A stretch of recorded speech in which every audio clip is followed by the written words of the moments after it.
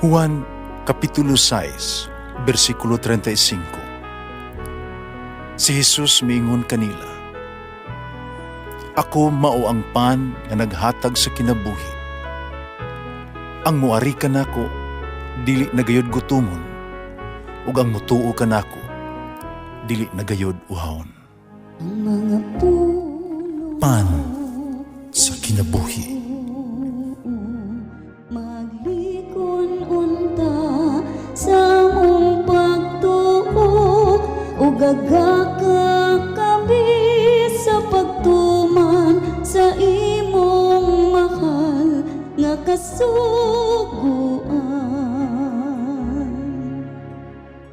Ang ginawa man na kaninyo, Santo sa Ebanghelyo sumala ni San Juan. Kini ang gisulti ni Juan na diha nga mga kadagkuan sa mga Hudiyo sa Jerusalem nagpadalag mga pare ug mga Levita kung papangutana kung kinsa siya. Wala mang dumili si Juan pagtubag kanila, pitugan siya nga sa wala lipod-lipod nga dili siya mao ang Mesiyas. Kinsa ka man di ay nangutana sila. Si Elias ka ba? Dili. Pitubag siya. Ikaw ba ang propeta nga magipaabot? Nangutana sila. Dili. Pitubag siya. Huwag sila maingon, nansultihi kami. Aron doon kami ikatubag sa nagsugo kanamo. Unsa ikasulti ni mo sa may tungod sa imong kaugalingon? Siwan mitubag, ako mao ang tingog nga nagsinggit sa kamingawan, hawani ang dalan gagian sa Ginoo. Ang mga sinugo pinadala sa mga Fariseo, mangutanan sa nila si Juan, kung ikaw mao ang dili man mao ang Mesiyas, ni si Elias, ni ang propeta, ngano namunyag ka man? Si Juan mitubag, ako nagbunyag pinagis tubig, pamiusa diha kaninyo, na wala ninyo ili. Moabot siya, sunod ka na ako. Apan ako dili takos, bisan gani, paghubad sa igot siyang sandalyas. Kaya tanan na hitabo dito sa Betania, sa tabok sa suba sa Jordan, diin namunyag si Juan. Ang Ebanghelyo sa Ginoo. Pasalamati ang Ginoo kay siya maayo, ang iyang gugma mulungtad hangtod sa kahangturan. Pasalamati ang Diyos sa tanang mga Diyos, ang iyang gugma malungtaron. Pasalamati ang Ginoo sa mga Ginoo, ang iyang gugma malungtaron.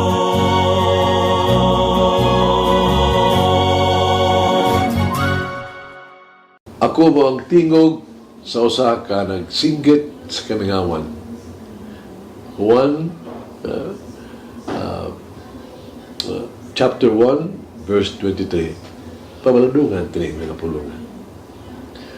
Ang mga Fariseo gusto may balokon si Juan Bautista miangkon nga siya ng kaduhang pag-anhi sa usa ka bantugang nga propeta sa Israel. Tingali ang uban kanila na hinundo pa sa saad sa anghel ngadto sa iyang mga Zacarias na si Juan mag-una aron pag-andam sa dalan sa manunubos diha sa spirito o sa gahom ni Elias. Luke chapter 1 verse 17. Apan imbes nga imbes garbo ug moangkon nga siya si Juan magpahibos maubsanon kaayo nagpadayag nga ako maulang ang tingog sa usa ka nagsinggit yes kamingawan. Ang pag-angkon ni Juan naghimo nga dili mapahitason apan kini maisugon jud kaayo gipadayag ngadto sa mga tao na naminaw kaniya nga siya nangandam sa dugay ng gipaabot nga Mesiyas. Daghang tao karon ang nagpuyo sa usa ka spiritual desert na desierto kaawaw. Usa ka awaw nga tanan-awon makakahadlok o ang pagkawalay paglaom. Ang Diyos nagtawag kanimo aron maghimong usa ka katingog usab nga nagtawag. Kadto kanila umudra kadto kanila sa iyahang kiliran. Tingali nagdahon na ka. Padili ako si Juan Bautista. Siyempre dili ka. Mapahinumdumi ang kaugalingong mga pulong ni Juan. Dili ako ang Mesiyas. Tanawa ang John chapter 1 verse 20. Nasa yun si Juan na dili siya sama kay importante ni Jesus. Panwala usab niya ipakaubos ang iyang kaugalingong importansya sa iyang misyon. Tinuod usab kini kanimo. Kana tong tanan. May mong dili ka si Juan Bautista. Apan templo ka sa balang espiritu. Kana nagpasabot nga maghimo nimong magiyahan ang mga tao padulong sa dalan sa pagkaayo, pagpasaylo ug sa kinabuhing dayon. Kung maabot ang oportunidad sa magpaambit, magpaambit kita sa Ebanghelyo, inundumi, dili ikaw ang tubag sa ilang mga problema, kundi si Jesus lamang ang makahatag nato og kaayuhan sa mga sakit sa lawas, kalag, maghatag ka nato paglaom, kalipay, kalinaw. Ang tanan ng ipangayo sa Dios, ang imo lamang ipaambit ba? Kanila. O ka na nga ang tubag mo kasi Kristo. Makadala siya kadala og kaayuhan. Makahupay siya sa mga gitawag ito makasasala. O maghatay siya nato ng paglaom.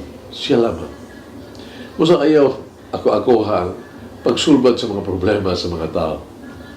Sa mga kahuan, ipadiyang kanila na si Jesus mo ang tubag sila ang mga problema.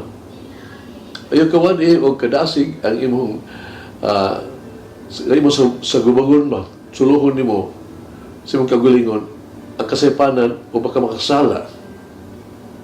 Hinundumi, ang dili hingpit ng mga tao makatudlo biya gihapon sa dalan paingon sa hingpit sa Dios. Sa pagkatinuod, sila tingali ang labing maayong mga makatudlo tungod kay sila anaaman sa samang dalan uban kanila makasala usab.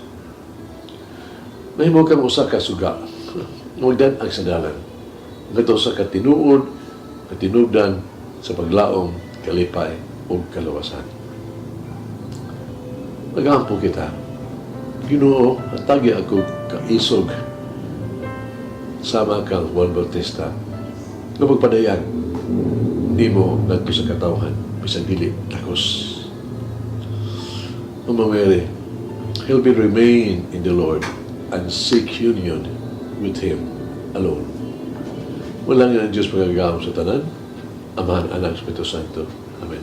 May the Lord of the divine mercy bless us all, heal us from all diseases and suffering. Ayun unta niya kita, tanang mga sakit na sa lawas, o sa kalag, body and soul. In the name of the Father, the Son, and of the Holy Spirit. Jesus, I trust in you. Amen. Whoever eats the bread of life will never hunger, says the Lord. Kay galaan inyong nabati ang pagpaambit ug hamubong pamalandong sa pulong sa Dios pinaagi sa tulumanon pan sa kinabuhi nga gidumala ni Monsignor Daddy Silva. Hangtod na usab sa sunod higayon, daghang salamat. The bread of life.